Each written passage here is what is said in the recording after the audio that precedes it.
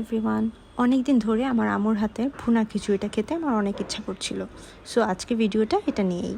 প্রথমে একটা প্যানে পেঁয়াজ দিয়ে সামান্য একটু তেল দিয়ে নেড়ে চেড়ে নিলাম। এখন চাল, ডাল আর গরম মশলাগুলো একসাথে ধুয়ে ছেড়ে নিয়ে ধোয়া মিশ্রণটা তারপর প্যানে দিয়ে দিলাম। তারপর একে একে আদা বাটা, রসুন বাটা, একটু হলুদ, একটু লবণ দিয়ে তারপর একটু নেড়ে চেড়ে দিয়ে দিলাম। মিশ্রণটা একটু ভাজা ভাজা হয়ে এলে তারপর এর মধ্যে আমরা দিয়ে দিব উতলানো গরম পানি, কারণ উতলানো গরম পানি দিলে মিশ্রণটা খুব জলদি সিদ্ধ হয়ে আসে। পানির পরিমাণটা ডিপেন্ড করে আপনার খিচুড়িটার থিকনেসের উপরে। খিচুড়ি যদি ভুনা হয় তাহলে চালের পরিমাণ থেকে ঠিক 4 আঙ্গুল উপর পর্যন্ত পানিটা দিয়ে দিতে হবে। তারপর ঢাকনাটা দিয়ে দিলাম। কিছুক্ষণ পর যখন পানিটা সমান সমান হয়ে আসবে তার মধ্যে একটুখানি ঘি দিয়ে দিলাম। ঘিটা দেওয়ার পর ঢেকে দিলাম। কিছুক্ষণ ওটাকে সিদ্ধ হতে দিতে হবে। এখন দেখবো যে পানিটা একটু একটু শুকিয়ে এলো, তখন সেটাকে তুলে একটু নেড়ে দিতে হবে। একটা তাওয়ার উপরে প্যানটা বসিয়ে দিয়ে খিচুড়িটা দমে বসাতে হবে। 5-6 মিনিট পরে দেখেন কি সুন্দর হয়ে এলো খিচুড়িটা।